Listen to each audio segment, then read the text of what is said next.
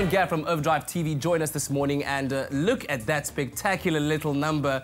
Oh, lovely in blue. The Volvo. Guys, how are you guys doing this morning? Thanks, Kat. Very good in yourself. I think you might want to get yourself down here. We have a very hot Swede in the studio this morning. Yes, and it's had quite an effect on us. I must apologise, South Africa. It's given me, well, I don't think the car gave me a cold, but I just thought it would be appropriate, something from Scandinavia.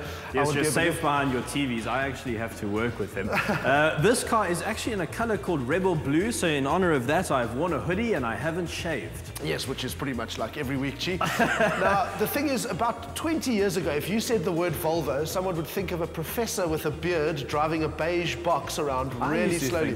Yes. Yeah, but I mean, look at this. Has the only car company in the world that I never thought would lose their minds actually lost their minds? But this is absolutely beautiful. So I know you're probably just waking up South Africa and maybe a bit blurry-eyed, but this is actually a Volvo. It's called the V40 T5R design, and it is up against the usual batch of hot hatches. Absolutely. And now it's a T5 because it's got a turbo, and the 5 doesn't stand for the number of doors or the number of safety noddy badges it's got. The 5 stands for 5 cylinders. Now, if you remember the old Audi Quattro, that also had 5 cylinders and made a wonderful racket. This thing makes a lovely sort of thrum. I just kind of wish it was a bit louder. Yeah, we often say that. Feels like it could be a little bit louder, but it is the only 5-cylinder engine in the hot hatch range, which is pretty cool. And I mean, it's quite logical, but it basically has the frugality of a 4-cylinder and the smooth power delivery of a 6. So it's the best of both worlds, which is what they're going for. I was massively surprised to learn that this car is more powerful than the latest Golf GTI, which I've just driven, and it's more powerful than the Ford Focus ST, which we had in studio a couple of months back. This is a properly quick car, This is properly quick. It gets to 106.1 seconds and goes all the way up to 250 k's an hour, which is quicker than anything in that segment. Yeah, it is, and the thing is, it's still got all that Volvo safety-ness. Absolutely. I mean, that's the core brand image of Volvo, and what it has got now, you don't even have to buy a Volvo anymore for one to save your life. It now has another airbag called a pedestrian airbag, so if someone wanders into the street, you can't miss them. It actually hits them.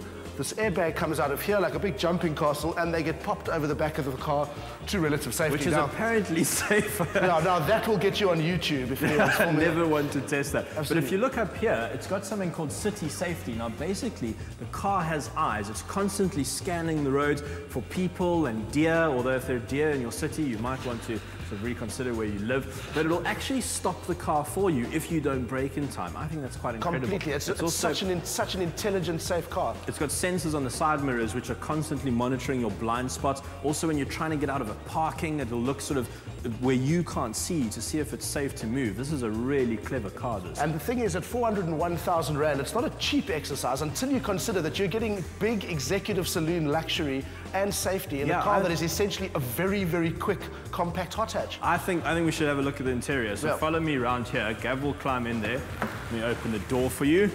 Now have a look at that. It is very Swedish in there, but it kind of like how I'd want my office to look. Completely. And then it's got this here. It's got a floating bit in the middle, so I put my hands there. So if you ever lose anything, it will be here. Yes, in the back. That's true, actually. Parking tickets, house keys, they'll all be there. They'll all be there. But now, if you haven't got yourself into a new car just yet, you won't know this, but cars don't have handbrakes anymore. So that handbrake is an endangered species. Look at that, a real handbrake. That Absolutely, really and it's got that great rally-style handbrake. It really is cool. So you can sort of do things that the Volvo fleet manager wouldn't want us to do. In the back here, there's this very odd light, which we've just added for effect. It doesn't come with that. But it's also got heated rear seats. It's one of the only cars I know that's got heated rear seats. And I love that because you want your kids to be warm on the way to school. I thought you'd be impressed by that. Chiro is obsessed with heaters in cars. He really is. I love heated seats. It's cold in the morning.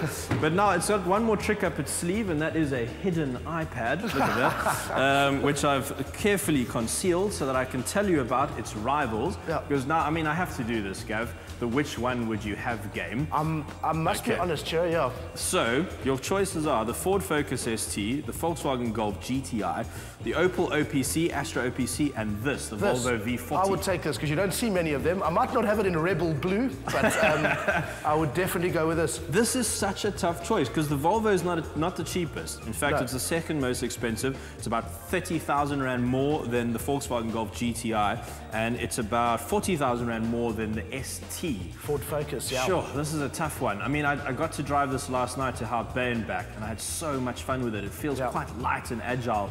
Whereas the Ford Focus ST feels a bit heavier, but a bit more brutal. Power, yeah. Absolutely, absolutely. So toughness. Oh, I don't know what I'd go for. Kat, what do you think you'd have out of those four?